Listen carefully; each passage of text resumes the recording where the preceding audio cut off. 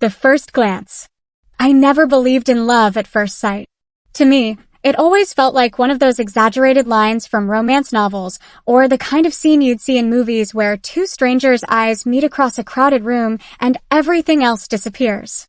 Real life, I thought, didn't work that way. Real life was awkward introductions, small talk, and slowly figuring people out. But all those beliefs came crashing down the moment I saw her. It was a Saturday afternoon, and I had no intention of doing anything remarkable. A close friend had dragged me to a small art gallery downtown, insisting I needed some culture instead of spending another weekend buried in books and notebooks. I went half-heartedly, planning to slip out early and hide away in a quiet cafe. The gallery wasn't large, just a few whitewashed rooms filled with paintings and sculptures. The air smelled faintly of paint and polished wood, and soft instrumental music floated from hidden speakers. At first, I wandered aimlessly, nodding at pieces I didn't really understand, pretending to study brushstrokes when in truth I was counting down the minutes. And then, as if the universe had conspired to prove me wrong, I saw her. She stood a few feet away, completely absorbed in a large, abstract canvas bursting with shades of crimson, gold, and black. Her back was to me at first, but even from behind, something about her presence pulled me in. She had an air of calm intensity, as if the world could collapse around her and she'd still be lost in that painting. When she tilted her head slightly, I caught the soft curve of her jawline, the strands of dark hair tucked carelessly behind one ear. My chest tightened in a way I couldn't explain. I should have walked away, but I didn't. Instead, my gaze lingered, greedy, tracing every detail I could steal. And then she turned. Our eyes met. Just for a moment, 3 seconds, maybe less, but time seemed to slow. Her eyes were deep, thoughtful, and there was something in them that felt both unsettling and comforting, like she had already seen too much of me. My heart raced. I quickly looked away, embarrassed, only to find myself looking back again, as though pulled by some invisible thread. The rest of the gallery blurred around me. The muted voices of visitors, the faint clink of someone's shoes against the floor, even the paintings themselves, all of it faded until there was only her. She didn't smile right away, but when her lips finally curved into the softest, most knowing smile, it felt like the ground shifted beneath me. In that instant, I knew my life had quietly changed. I didn't have words for it yet, but I felt it, the beginning of something that would unravel me, rebuild me, and steal my world in ways I couldn't have imagined. Conversations that linger. I don't know what pushed me forward that day in the gallery, but something inside me refused to let the moment slip away. I have never been the bold type. Usually, I'm the one who hesitates, who watches from the sidelines and regrets it later. But with her, hesitation wasn't an option. My legs carried me toward her before my mind could catch up, and suddenly I was standing beside her, pretending to admire the same canvas just so I could be near. She turned slightly, acknowledging me with that same serene energy that had caught my attention. "What do you think of it?" she asked, nodding toward the painting, her voice soft yet steady. It startled me at first, her willingness to speak to a stranger, but it also felt like she had just opened a door I desperately wanted to step through. I glanced at the chaotic mix of reds and blacks splashed across the canvas, realizing I had no idea what it meant. But instead of fumbling, I told her honestly, I'm not sure. It feels like fire and silence at the same time. Her lips curled into a smile, one that made my heart skip. That's an interesting way to put it, she said. I thought it looked like the inside of a storm. And just like that, we began talking. At first, it was about the art, our interpretations of it, the emotions it stirred, the way color could feel alive. But soon our conversation slipped into other places, drifting as naturally as a river. She told me her name was Elena, and I remember repeating it quietly to myself, testing the way it rolled off my tongue. Elena. It sounded like something sacred, like a word I'd never tire of saying. She asked about me, not in the superficial way most people do, but with genuine curiosity. It was as if she wanted to peel back every layer of me and understand what lay underneath. We moved through the gallery together, pausing at different works, sharing impressions, laughing at pieces neither of us understood. The minutes blurred into hours without my noticing. My friend eventually came looking for me, teasing me about being captivated by art, though I knew she had no idea that the real masterpiece standing before me wasn't on the walls, but right beside me. Before leaving, Elena and I exchanged numbers. It was casual, almost effortless, but my hands trembled as I typed her name into my phone. That evening, as I lay in bed, I kept staring at the glowing digits on my screen, my heart thundering with something new, something dangerous. I replayed her smile in my mind, the way she tilted her head when she listened, how her laughter lingered like music. I didn't know it then, but that first conversation wasn't just small talk. It was the spark that would ignite a fire I could never put out. Elena wasn't just a passing stranger. She was about to become the center of a story that would rewrite my life. The pull of connection. After that day in the gallery, Elena and I began to orbit each other's lives in ways I hadn't expected. It started small, an exchange of text messages that felt light and playful at first. We joked about art, about the ridiculous price tags on pieces we didn't understand, and about how my friend had dragged me there against my will. But those light-hearted conversations quickly grew deeper. Soon we weren't just talking about paintings, but about everything, our dreams, our fears, our quiet obsessions. Elena had this way of asking questions that made me pause and think harder than I usually did. She didn't settle for surface-level answers. She wanted to know why. Why I wrote, why certain stories spoke to me, why I believed the things I did. And in return, she offered pieces of herself that felt both intimate and unguarded. She told me about her work as an architect, how she believed that buildings weren't just structures, but vessels for human stories. Spaces shape people, she said once. The places we live, work, and love in, they all leave marks on us, just as we leave marks on them. I was struck by her passion, by the way her eyes lit up when she spoke about designing homes that felt alive. She wasn't just intelligent, she was soulful. And I found myself craving those late-night phone calls that often stretched until the early hours of the morning. My exhaustion at work the next day no longer mattered. What mattered was hearing the sound of her voice as she told me about her day, or as she asked me to read her something I had written. When she praised my words, it didn't feel like empty flattery. It felt like she truly believed in me. Our meetings became more frequent. Coffee shops turned into long dinners, and long dinners turned into walks under city lights where neither of us wanted the night to end. I started to notice the little things. The way she tilted her head when she was thinking, the quiet laughter that escaped her when she found something amusing, the warmth of her presence even when silence stretched between us. Every moment felt charged, like the space around us buzzed with invisible electricity. It was during one of those walks that I realized I was no longer myself, I was something softer, freer. I caught myself smiling more often, humming songs under my breath, even dressing with a kind of subconscious hope, as though each outfit might somehow be worthy of the next time I saw her.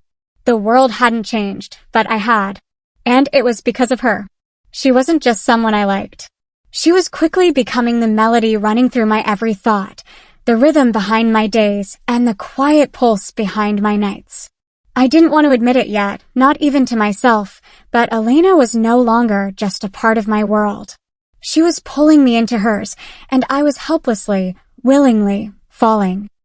A heart's awakening. For weeks, I tried to convince myself that what I felt for Elena was nothing more than a strong friendship, an unusual closeness born out of our shared conversations and the countless hours we spent together. But that illusion unraveled every time she looked at me a certain way, or when her laughter spilled into the air like sunlight breaking through clouds. I caught myself thinking about her constantly, wondering what she was doing, replaying her words in my head as though they were lines from a favorite song. Friendship couldn't explain the way my heart raced when her hand brushed mine. Friendship couldn't explain the way I caught my breath when she leaned in closer to show me something on her phone, her shoulder brushing against mine. I had always been careful with myself. I kept my emotions tucked away, never letting them show too much, never letting them control me. But with Elena, I felt defenseless. She disarmed me with every smile, with every question that made me feel truly seen. And slowly, The walls I had built around myself began to crumble. For years, I had denied parts of who I was, ignored whispers in my heart that I wasn't ready to confront. But Elena made it impossible to keep pretending. The moment of truth came one evening in early spring. We were sitting together on a park bench, watching the sun dip below the horizon. The sky was painted with strokes of orange and purple, a masterpiece that should have captured my full attention, but my eyes kept drifting back to her. She looked beautiful in the fading light, her face soft, her hair catching the last traces of the sun. My chest ached with something I could no longer contain. Silence stretched between us, not uncomfortable but heavy, like a tide rising higher and higher. Then she reached for my hand. It wasn't dramatic or sudden, it was gentle, tentative, almost as if she were afraid I might pull away. But I didn't. My fingers slipped into hers, fitting so naturally it was as though they had always belonged there. "You feel it too, don't you?" she whispered, her eyes searching mine with a vulnerability I had never seen before. My throat tightened. For a moment, I couldn't speak, but I managed a small nod. The relief on her face was immediate, like a secret she had been carrying alone was finally shared. And in that instant, everything changed. That was the night I stopped running from myself. The fear, the denial, the endless questions, they all dissolved under the weight of what I felt for her. I was in love. Pure, terrifying, liberating love. And instead of feeling ashamed or afraid, I felt free. For the first time, I wasn't just living, I was alive. The kiss that changed everything. It happened on a night when neither of us planned anything extraordinary. The sky had opened up with sudden, heavy rain, the kind that drenches you within seconds. We had been walking through the city after dinner, laughing at the way the storm chased us, until we finally ducked into the nearest open doorway, a small, tucked-away bookstore. It was nearly empty, warm and dimly lit, the air heavy with the scent of paper and ink. A faint jazz melody hummed in the background, and in that quiet cocoon of rain and books, time slowed. We shook off the rain, laughing as droplets slid down our cheeks. Elena's hair clung to her face, strands curling against her jaw. I reached instinctively to tuck one behind her ear, and the moment my fingers brushed her skin, something in me shifted. The laughter faded, replaced by a silence that buzzed with unspoken meaning. She was so close that I could see the tiny flecks of gold in her brown eyes, could hear the soft rhythm of her breathing over the patter of rain against the windows. My heart pounded so fiercely I thought she might hear it. The bookstore felt smaller, the space between us almost non-existent. For a moment, we just looked at each other, and I felt as though everything I had been denying, everything I had been too afraid to name, was written across my face. Then she leaned in. Slowly, hesitantly, giving me every chance to step back. But I didn't move. When her lips finally touched mine, it was like a spark igniting a fire that had been waiting too long. Soft at first, testing, but as I melted into her, the kiss deepened. My hands found their way to her waist, pulling her closer, while her fingers curled lightly at the back of my neck. The world outside disappeared. The rain could have been 1,000 drums, the city could have vanished, and I wouldn't have noticed. All that mattered was her warmth, her touch, the taste of her lips, the way her kiss spoke of both fear and longing. It wasn't just passion, it was recognition. As if our souls had been circling one another for years and had finally collided. When we finally broke apart, breathless, her forehead rested against mine. "I've wanted to do that for so long," she whispered, her voice trembling slightly. I smiled, though tears pricked my eyes, overwhelmed by the sheer intensity of the moment. "Me too," I admitted softly, and those 2 words carried the weight of everything I had kept hidden. That kiss wasn't just the start of something new, it was the moment I knew there was no going back. She wasn't just someone I loved being around, she was the person I belonged to. That night in the bookstore, Elena didn't just kiss me, she stole the last of my resistance and gave me back something infinitely greater, the courage to love her openly, without fear. Love and its challenges. Falling in love with Elena felt like stepping into sunlight after years of living in shadows. Everything about her was warmth, everything about us felt natural, And yet the outside world had a way of reminding me that love, our love, wasn't always welcomed with open arms. For a while, we lived in a bubble. The long walks, the late-night phone calls, the kisses stolen in hidden corners, they wrapped around us like a shield, keeping reality at bay. But shields always have cracks, and soon the world's voice seeped in. It began with small things. A lingering stare when we held hands in public. A stranger's raised eyebrow when Elena brushed a kiss against my cheek. At first, I told myself it didn't matter. Strangers were just strangers. But when it came from people I knew, it cut deeper. One afternoon, while out with friends, Elena's hand slipped into mine under the table. It was a simple gesture, one that filled me with quiet joy. Yet I felt the shift in the air as one of my closest friends glanced at us, her smile faltering. Later that evening, she pulled me aside. "Are you with her?" she asked, her voice hesitant. When I nodded, her eyes filled with discomfort I couldn't quite name. She didn't say anything cruel, but the distance was immediate, like a line had been drawn between us. Family, too, became complicated. I had never been one to speak openly about my heart, but suddenly silence felt like betrayal of myself and of Elena. My mother asked why I was smiling so much these days, why I was always rushing out the door to meet someone. I wanted to tell her the truth, to share the joy that made my chest ache, but fear held me back. What if she didn't understand? What if she looked at me differently? Elena noticed the weight pressing on me. One night, as we sat curled together on her couch, she traced circles on my hand and said softly, "We don't need their approval. What we have, it's real, and it's ours." That's enough. Her words wrapped around me like armor, and I clung to them. But still, the fear lingered. Yet love has a way about shining fear. Every time doubt crept in, Elena's steady presence anchored me. When strangers whispered, she squeezed my hand tighter. When I worried about what others thought, she kissed me anyway, unafraid. "Let them look," she'd say, her eyes full of fire. "We're not hiding." And slowly, I began to change. The shame that once shadowed me started to dissolve, replaced by something stronger, pride. Because the truth was undeniable, what Elena and I had wasn't wrong, wasn't broken, wasn't something to hide. It was love in its purest form, tender, messy, vulnerable, and real. And no stare, no whisper, no judgment could diminish that. It was in those moments of struggle that I realized how deeply I loved her. Not just for the laughter or the kisses, but for the way she stood beside me in the storm, unshaken. Building our world. As time passed, our love began to weave itself into the fabric of daily life. What had once felt like stolen moments of passion soon grew into something steady, something enduring, a rhythm that carried us forward. It wasn't only about the intensity anymore, it was about the quiet comfort of knowing that when I woke up in the morning, she would be part of my day, and when I closed my eyes at night, she would be the last thought in my mind. We built our world piece by piece. It started in small ways, cooking dinner together in her apartment, where I quickly discovered that Elena had no patience for recipes and believed cooking was all about instinct.